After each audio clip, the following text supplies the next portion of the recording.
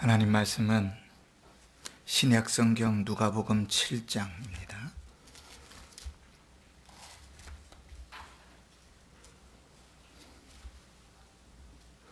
36절부터 50절까지. 제가 가진 성경으로는 신약 성경 102쪽입니다.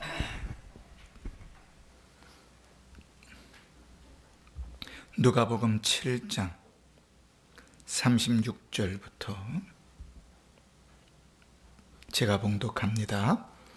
한 바리새인이 예수께 자기와 함께 잡수시기를 청하니 이에 바리새인의 집에 들어가 앉으셨을 때에 그 동네에 죄를 지은 한 여자가 있어 예수께서 바리새인의 집에 앉아 계심을 알고 향유 담은 옥합을 가지고 와서 예수의 뒤로 그 발 곁에 서서 울며 눈물로 그 발을 적시고 자기 머리털로 닦고 그 발에 입 맞추고 향유를 부으니 예수를 청한 바리새인이 그것을 보고 마음에 이르되 이 사람이 만일 선지자라면 자기를 만지는 이 여자가 누구며 어떠한 자 곧 죄인인 줄을 알았으리라 하거늘 예수께서 대답하여 이르시되 시몬아 내가 내게 이를 말이 있다 하시니 그가 이르되 선생님 말씀하소서. 이르시되 빚 주는 사람에게 빚진 자가 둘이 있어 하나는 500데나리온을 줬고 하나는 50데나리온을 줬는데 갚을 것이 없으므로 둘 다 탕감하여 주었으니 둘 중에 누가 그를 더 사랑하겠느냐. 시몬이 대답하여 이르되 내 생각에는 많이 탕감을 받은 자니이다. 이르시되 내 판단이 옳다 하시고 그 여자를 돌아보시며 시몬에게 이르시되 이 여자를 보느냐. 내가 내 집에 들어올 때에 너는 내게 발 씻을 물도 주지 아니하였으되 이 여자는 눈물로 내 발을 적시고 그 머리털로 닦았으며 너는 내게 입 맞추지 아니하였으되 그는 내가 들어올 때부터 내 발에 입 맞추기를 그치지 아니하였으며 너는 내 머리에 감람유도 붓지 아니하였으되 그는 향유를 내 발에 부었느니라. 이러므로 내가 네게 말하노니 그의 많은 죄가 사하여졌도다. 이는 그의 사랑함이 많음이라. 사함을 받는 일이 적은 자는 적게 사랑하느니라. 이에 예수 여자에게 이르시되 내 죄 사함을 받았느니라 하시니 함께 앉아 있는 자들이 속으로 말하되 이가 누구이기에 죄도 사하는가 하더라. 예수께서 여자에게 이르시되 내 믿음이 너를 구원하였으니 평안히 가라 하시니라. 아멘. 우리가 지난주 수요일 날 막달라 마리아에 대한 말씀을 상고하면서 은혜를 받았지요. 한 주후 590년 때에 로마 교황이었던 그레고리오스 1세가 그 설교하면서 이 막달라 마리아와 오늘 우리가 본문에서 읽은 죄를 지은 한 여자를 같은 사람으로 이렇게 동일시하면서 그를 장녀라 그렇게 설교한 이후에 교회의 역사는 약 1500년 동안 막달라 마리아를 장녀로 인식했다 그랬습니다. 캐톨릭에서조차도 1500여 년이 지난 다음에 그 설교가 잘못되었다라고 수정했을 정도로 그 설교가 잘못되었지만 우리가 그냥 깊이 하나의 말씀을 상고하지 않고 성경을 통해서 확인하지 않고 그냥 들어서 그렇게 그렇구나 이렇게 말씀들을 배워가다 보면 이게 그릇된 것들도 마치 맞는 것처럼 알게 되는 경우들이 꽤 있습니다. 그런 부분들을 우리가 지난주에 함께 수정했지요. 오늘은 그렇게 오해를 샀던 여인, 죄를 지은 한 여자에 대해서 우리가 말씀을 좀 참고하려고 합니다. 이 여자는 막달라 마리아는 아닙니다. 이름이 기록되지 않은 한 여인이고 누가복음에만 기록되어 있는 여인입니다. 자, 우리가 이제 이 여인을 좀 생각하기 전에 좀 상식적으로 좀 참고로 우리가 좀 먼저 생각해 볼 필요가 있는 것이, 예수님의 몸에 머리에서부터 발끝까지 몸에 향유를 부은 여인은 성경에 2명입니다. 한 명은 나사로의 여동생 마리아지요. 예수님께서 마리아를 무덤에서 살려내신 다음에 이 마리아가 어떻게 그 은혜에 감사할까, 어떻게 그 은혜에 보답할까를 고민하다가 예수님께서 말끝마다 나는 죽을 것이다, 나는 죽을 것이다 하는 말씀을 기억하고 그 주님의 장례를 준비하면서 순전한 나드 한 것을 예수님의 몸에 부었지요.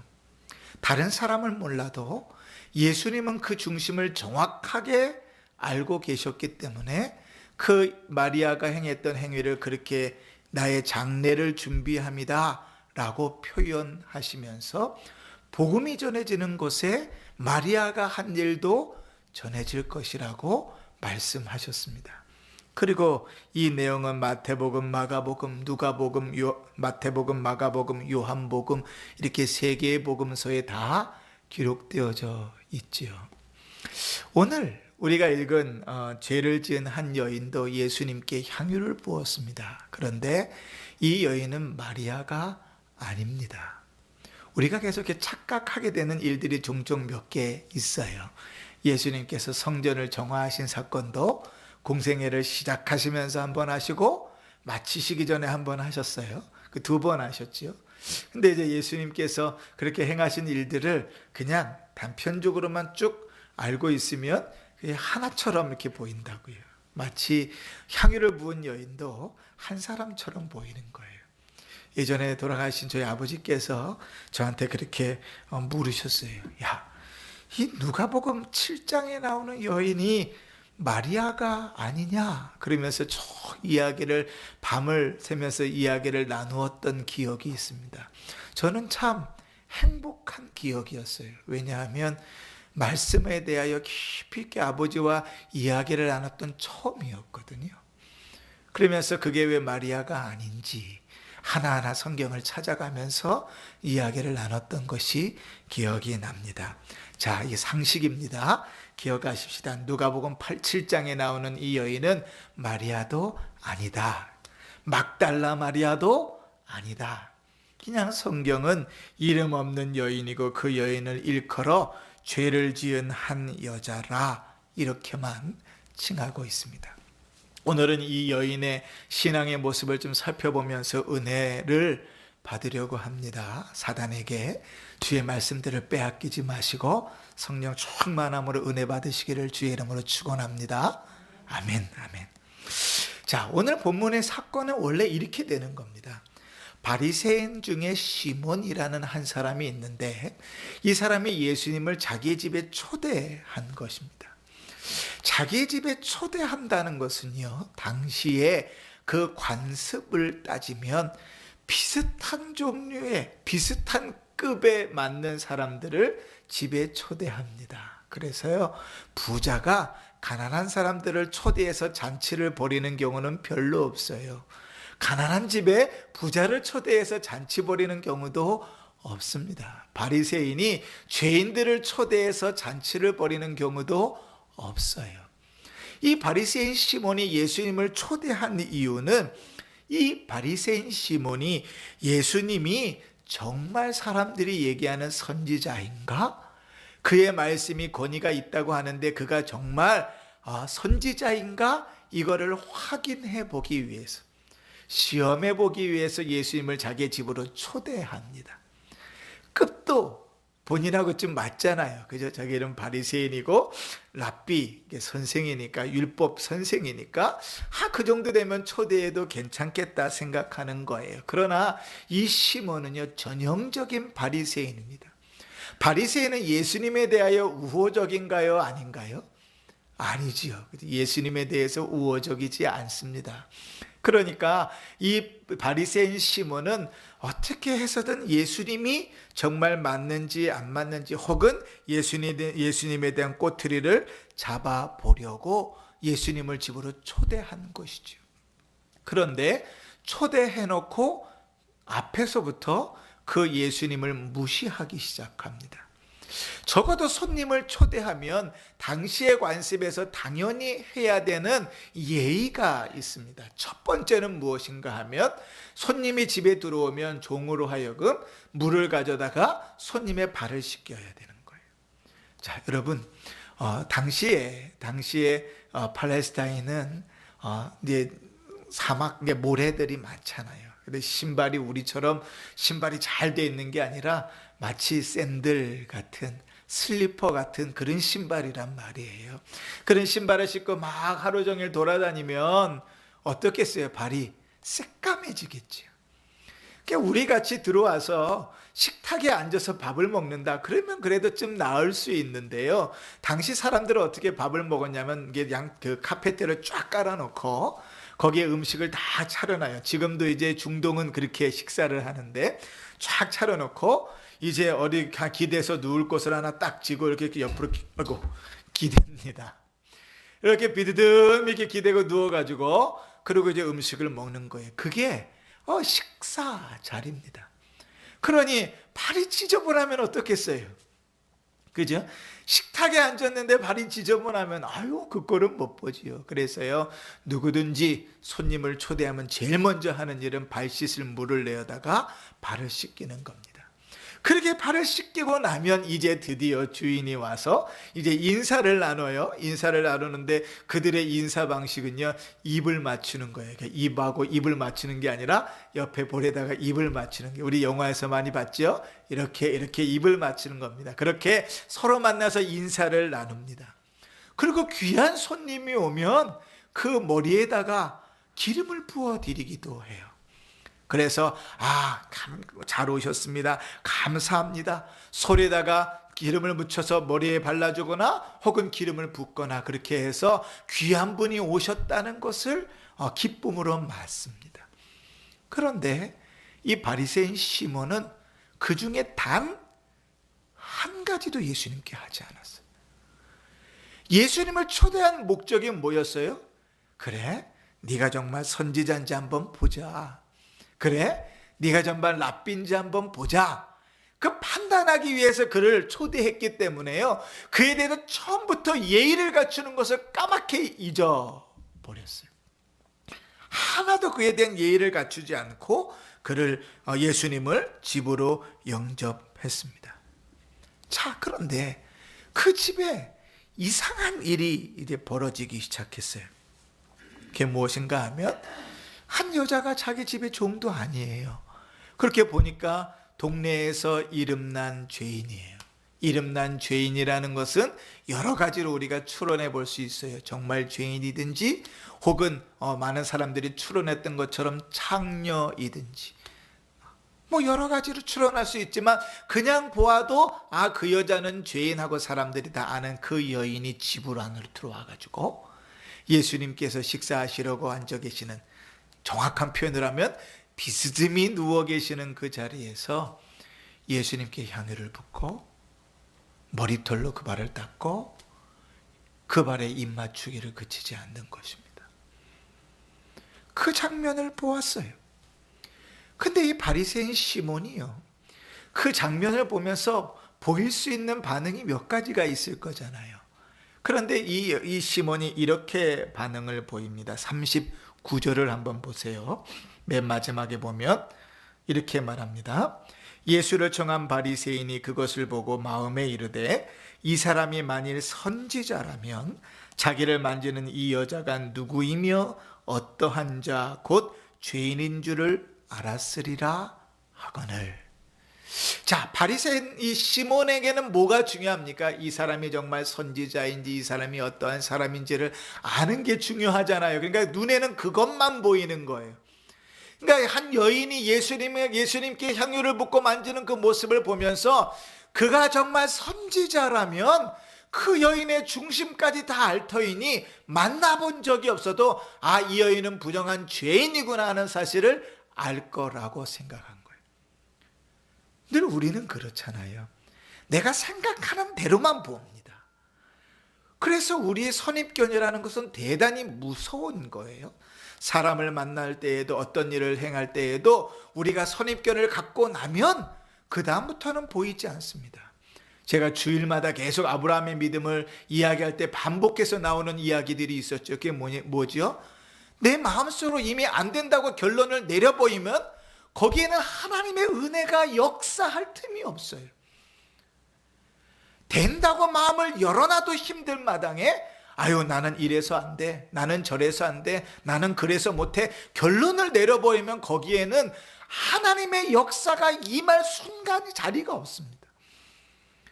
그것이 선입견의 무서움이죠. 이 바리새인 시몬은요, 그 눈이 그것만 보고 있잖아요. 저가 정말 선지자인가 그것만 보려고 하니까요, 그 눈에는 그것만 보이는 거예요. 저 사람이 정말 선지자라면, 예수가 정말 선지자라면 그가 얼마나 죄인인지를 알았을 것이다, 이렇게 생각합니다. 자, 이러한 상황 속에서 예수님의 반응이 놀랍습니다. 예수님이 베드로를 부르세요. 야, 시몬아, 내가 너한테 할 말이 있다, 그러시는 거예요. 베드로가 예수님, 이제 말씀하십시오. 야, 어떤 사람이 돈을 구워줬는데, 두 사람한테 돈을 구워줬는데, 한 사람에게는 500데나리온을 구워줬고 한 사람한테는 50데나리온을 구워주었어. 자, 우리가 이제 이해하기 쉽게 해봅시다. 한 데나리온은 노동자 하루 품삯이라고 그랬습니다. 그죠? 그러니까 한 데나리온은 지금으로 우리가 계산하기 쉽게 하면 한 번 하루 일용직 나가서 일하고 오면 받는 돈 10만 원이라고 쳐봅시다. 50데나리온이면 얼마예요? 50만 원. 어떤 사람은 50만 원을 빚졌습니다. 그런데 또 다른 어떤 사람은 500만 원을 빚줬어요. 자, 그런데 이 주인이요, 꿔준 사람 이렇게 보니까 둘 다 너무 힘든 거예요. 1년 내내 꼬박 일하고 숨만 쉬고 돈을 모아도 이 500데나리온 빚진 사람은 다 갚을 수가 없어요. 이 마음이, 이 주인이 참 넉넉했던가 봐요. 그래서 두 사람 다 그 돈을 안 갚아도 된다고 다 사해줬다고 칩시다. 예수님께서 베드로에게 묻는 거예요. 너는 누가 더 그 주인을 사랑하겠느냐라고 묻습니다. 여러분은 누가 더 그 주인을 사랑할 것 같으세요? 그지요? 100이면 100, 부인할 필요 없이 많은 돈을 탕감받은 사람이 더 사랑하겠지요. 왜요? 받은 은혜가 더 크니까요. 이렇게 베드로와 이야기를 나누는 자리에 누가 있어요? 바리새인 시몬이 그 얘기를 다 듣고 있습니다. 그러면서 그 얘기가 끝난 다음에 시몬에게 예수님께서 이렇게 말씀하십니다. 44절을 보십시다. 이 여자를 보느냐? 내가 내 집에 들어올 때 너는 내게 발 씻을 물도 주지 아니하였으되 이 여자는 눈물로 발을 적시고 그 머리털로 닦았으며 너는 내게 입맞추지 아니하였으되 그는 내가 들어올 때부터 내 발에 입맞추기를 그치지 아니하였으며 너는 내 머리에 감람류도 붓지 아니하였으되 그는 향유를 내 발에 부었느니라. 지금 시몬에게 그 여인이 한 일이 무엇인지를 설명합니다. 첫 번째, 예수님께서 뭘 드러내지요? 네가 초대한 자로서 당연히 갖춰야 될 예의를 너는 갖추지 않았는데, 이 여인은 그 예의를 갖출 이유가 없는데 이 여인은 나에게 예의를 갖췄다. 두 번째, 당연하게 갖춰야 될 예의가 아니라 이 여인이 행했던 일은 당연한 것을 넘어 최고의 예우로 나를 대했다, 이렇게 말하는 거예요. 이쯤 되면 시몬의 마음이 좀 복잡해지겠지요. 근데 이 바리새인 시몬에 비하면 예수님께서 이렇게 이 여인을 극찬했던 이유는 그 여인의 중심을 잘 알고 있었기 때문입니다. 그래서 예수님께서 그 비유를 드신 거예요. 누가 더 사랑하겠느냐? 이 바리새인은요, 주님을 사랑할 이유가 별로 없습니다. 지금 주님을 초대한 것도 아마도 예수님은요, 그 초대하신 이유를 알고 그 길을 들어가셨을지 몰라요. 그런데 이 여인은요, 너무나 감사한 것이 그렇게 드러난 것입니다. 그래서 41절에 이렇게 표현하는 거예요. 42절 맨 마지막에 보면 둘 중에 누가 더 그를 사랑하겠느냐. 예수님께서 시몬에게 물으셨던 이유는 그것이죠. 베드로에게 물었던 이유는 그것입니다. 이 여인은 더 나를 사랑하고 있는 것이다. 본인이 더 큰 은혜를 입었음을 고백하고 있는 것이다. 그 여인이 더 큰 하나님의 사랑을 받았음을 몸으로 고백하고 있는 것이다. 자기의 최고의 것을 들여서 고백하고 있는 것이다. 여러분, 그러면 한번 생각해 보십시다. 바리새인에게는 자기가 죄인이라는 의식이 있었을까요? 없었을까요? 사람이니까요. 율법에 능통한 사람이니까요. 자기가 죄인이라는 인식을 하고 있었을 겁니다. 그런데 실질적으로는요, 잘 들으십시오. 자기가 죄인이라고 인정하지 않고 삽니다. 분명히 인간은 죄인이라고 이야기하고 본인들도 죄인이라고 입으로는 말합니다. 그런데 죄인이라고 인정하지 않습니다. 이 말이 좀 이상하네요. 죄인이라고 말하는데 인정하지 않는다고요? 하나의 예를 성경이 이렇게 들고 있습니다. 누가복음 18장에 보면 예수님께서 이런 비유를 드세요. 두 사람이 성전에 기도하러 갑니다. 한 사람은 바리새인이고 한 사람은 세리였어요. 세리가 주님 앞에 가서 기도하는데 엉엉 울면서 그 죄가 얼마나 크든지 감히 하늘을 쳐다보지도 못하고 주님, 나는 죄인입니다라고 기도하는 거예요. 그런데 그곳에서 조금 떨어져 있는 곳에 바리새인이 기도하는데 이렇게 기도를 합니다. 누가복음 18장 11절에 보면 이렇게 기록해요. 바리새인은 서서 따로 기도하여 이르되, 하나님이여, 나는 다른 사람들 곧 토색 불이 간음하는 자들과 같지 아니하고 이 세리와도 같지 아니함을 감사하나이다. 나는 일에 2번씩 금식하고 또 소득의 11조를 드리나이다 하고. 자, 무엇이 느껴집니까? 바리새인이 자기가 죄인이라고 인정합니까? 인정하지 않습니까? 인정하지 않아요. 주님, 저는 저 사람보다 낫잖아요. 주님, 저는 예배를 빼먹은 적은 없잖아요. 주님, 저는 기도의 자리를 빼먹은 적은 없잖아요. 주님, 저는 헌금을 빼먹은 적은 없잖아요. 그러니 입으로는 죄인이라고 말하는데 속으로는 내가 죄인이라고 인정하지 않는 겁니다. 그러니 바리새인에게 예수가 필요 없지요. 예수님께서 이렇게 말씀하셨어요. 예수께서 대답하여 이르시되, 건강한 자에게는 의사가 쓸데없고 병든 자에게라야 쓸데있나니 내가 의인을 부르러 온 것이 아니라 죄인을 부르러 왔노라. 아멘. 내가 죄인이라고 내 속에서부터 고백되어져야 예수 그리스도가 필요합니다. 주의 은혜를 고백할 수 있습니다. 그 은혜가 얼마나 큰지를 알아갑니다.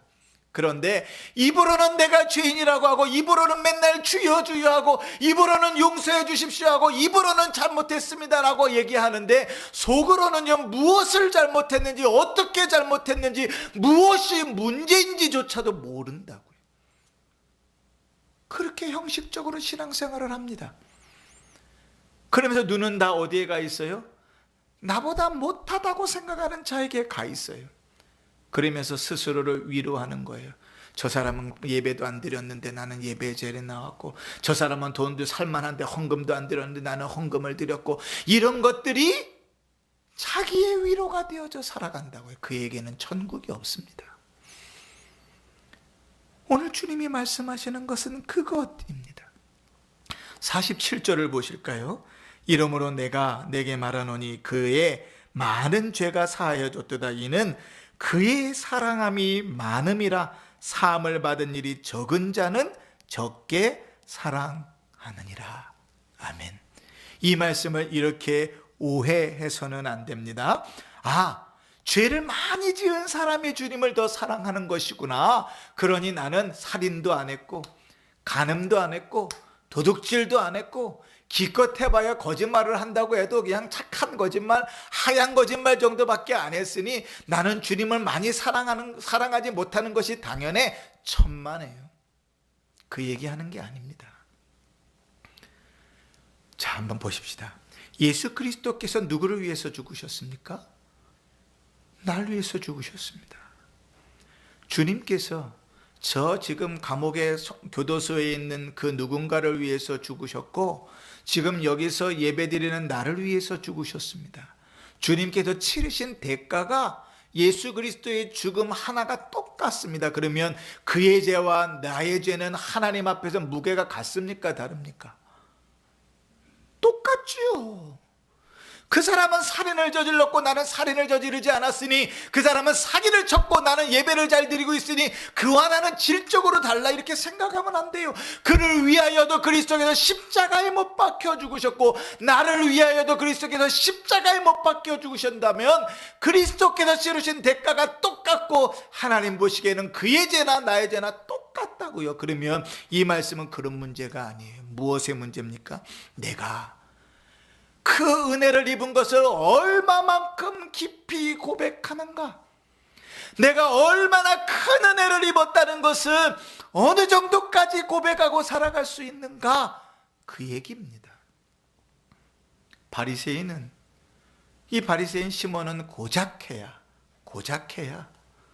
자기를 의롭다고 여기고 다른 세리와 다른 사람들과 비교하면서 자기를 좀 괜찮은 사람이라고 생각하고 있으니, 그는요 예수님을 필요하지도 않을 뿐더러 예수님을 만나도 그에게 드릴 것이 별로 없습니다. 그런데 여러분, 신약성경에 예수님을 만났던 자들을 보십시오. 세리인 삭개오가 예수님을 만난 다음에 그가 어떻게 했죠? 자기의 모든 재산을 다 들여 주를 따랐습니다. 오늘 이 죄를 지은 한 여인이 어떻게 났죠? 여인이 평생에 모은 향유, 한번 따면 지금처럼 뚜껑이 있어서 닫아놓을 수 없는 그 향유, 그 귀한 향유를 예수님께 다 부어버렸다는 것은 내가 구원받은 은혜가, 내가 용서받은 그 은혜가 이 향유와는 비교할 수 없다는 것. 그리스도께서 나를 사랑하심이 그의 발에 들어오실 때부터 계속해서 입 맞추고 들어오는 자기를 완전히 낮추는 자존심보다도 비교할 수 없다는 거예요. 예수님의 그 더러운 발을 내 머리털으로 닦아내는데도 그 여인의 자존심을 다 뭉겨버릴지라도 그것과도 비교할 수 없다는 거예요. 여러분, 저는 이 여인의 고백이 너무 부럽습니다. 우리 은평중학교의 성도님들의 신앙이 이랬으면 좋겠습니다.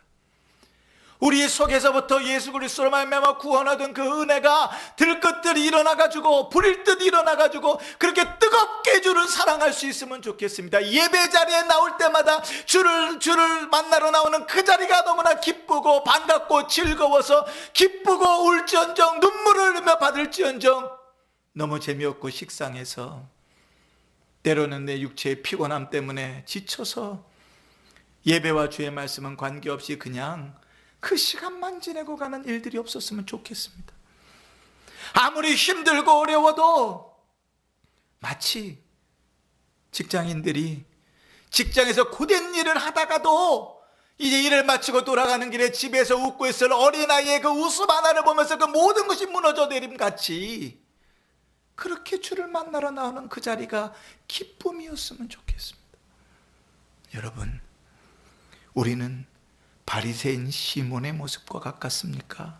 우리의 신앙은 이 죄를 지은 한 여인의 모습과 가깝습니까? 형식적으로 신앙생활은 열심히 합니다. 입으로는 내가 죄인이라고 고백합니다. 형식적으로 예배도 잘 드립니다. 참여하고 빠지지 않습니다. 그런데 그곳에 예수 그리스도가 필요가 없습니다. 예배의 자리에 앉아있는데 예수 그리스도가 필요 없다면 그 자리에 앉아있을 필요가 없어요. 우리의 삶 가운데 예수를 믿는 자로 살아간다고 하는데 예수 그리스도가 필요 없다면 그 삶에 무엇이 중요합니까? 성도를 그리스도인이라고 말합니다. 그리스도인의 가장 중요한 핵심은 예수 그리스도입니다. 그리스도인에서 그리스도를 빼버리면 불과 하나의 죽을 죄인 사람에 불과합니다. 영어로 그리스도인을 크리스찬이라고 얘기합니다. 이 크리스찬에서 크라이스트를 빼버리면, 그리스도를 빼버리면 이안이라는 이름은 멋있는 사람의 이름일 수는 있어도 그는 죽을 죄인에 불과합니다. 사랑하는 여러분, 우리가 믿음의 삶을 걸어가면서 혹 잊은 것들은 무엇입니까? 우리가 잊어버린 것들, 우리의 신앙이 점점점 형식적으로 되어져 가고, 우리의 신앙이 점점점 식상해져 가고, 점점점 예배를 드려도 성경을 읽어도 기쁨은 다 사라져 버리고, 성경만 피면 졸리고, 기도하려고만 하면 졸리고, 주의 말씀은 들리지 않고, 누구 말 따라 성경책이 잠자기에 제일 좋은 베개라고. 그지? 왜 그 정도 수준까지 떨어집니까? 은혜를 잊었기 때문에. 내가 얼마나 죄인인지, 그 죄에서 구원하신 하나님의 사랑과 은혜가 얼마나 큰지를 잊었기 때문입니다. 주님이 나를 얼마나 사랑하시는 줄 알면 향유 하나 깨트리는 것은 큰 일이 아닙니다. 주님이 나를 어떻게 사랑하셨는지를 알면 내 머리털으로 그 발을 닦고 내 입술로 그 발을 맞추는 그 자존심을 뭉개는 건, 내가 죽어지는 건 중요하지 않습니다. 주님 나를 어떻게 사랑하셨는 줄 알면 주를 위하여 내 삶을 드리고 목숨을 드리는 것, 그거 중요하지 않습니다. 왜요? 주께서 나를 그렇게 사랑하셨거든요. 우리는 늘 이 어려운 시기에 선교지에 나가 있는 선교사님들을 위해서 기도합니다. 제가 늘 강조하잖아요. 우리 선교사님들 목숨 걸고 지금 그 자리에 있습니다. 많은 선교사님들이 코로나 시기에 한국으로 들어오셨습니다. 그런데요, 제가 이제 몇몇 단체들 연결되어 있으니까 이제 이야기들을 나눠보면 선교사님들이 들어오셔서 마치 죄인인 것처럼 교회는 연락도 못 한대요. 어려운데 괜히 부담 드릴까봐. 너무 속상하더라고요. 그것도 못하고 선교지에 남아 계시는 분들이 있어요. 그들은요, 목숨 걸고 그 자리에 서 계시는 거예요. 정말 목숨 걸고. 우리는 근간에 선교사님의 소천 소식도 들었잖아요. 강도 만난 소식도 들었잖아요. 그들이 어떤 상황 중에 놓여 있는지를 우리는 계속 듣고 기도하고 있잖아요. 왜 그들이 그러한 삶들을 살아갑니까? 예수를 만났기 때문이지요. 내가 얼마나 죄인이고 그리스도께 나를 어떻게 사랑하셨는지, 나를 어떻게 구원하셨는지를 너무 잘 알고 있기 때문에 그렇지요. 그죠? 그러니 그 삶을 드리는 겁니다. 인생을 드리는 겁니다. 여러분, 우리는 주님 앞에 무엇을 드릴 수 있습니까? 우리는 지금 주님 앞에 무엇을 드리며 살아갑니까? 이 땅을 살아가면서 계속 움켜쥐기는 하는데 주님 앞에 드리지 못하는 삶을 혹 살고 있지는 않습니까? 주님 앞에 제대로 드리지 못하는 것이 내가 구원받은 은혜를 잃어버리고 내가 얼마나 죄인인지를 망각해 버려서 구원도 쓸데없고 예수도 쓸데없고 그냥 잘 먹고 잘 살고 새끼 밥 먹으면 그만이라고 생각하는 그 안일함 때문은 아닙니까? 사랑하는 성도 여러분, 하나님의 은혜에 대한 내 고백의 문제이고 내가 얼마나 그 은혜를 크게 고백하는가의 문제입니다. 여러분, 하나님과 가까워지면 가까워질수록 길거리에 침 하나 뱉는 것도 하나님 앞에 참 죄스럽습니다. 이게 제 고백입니다.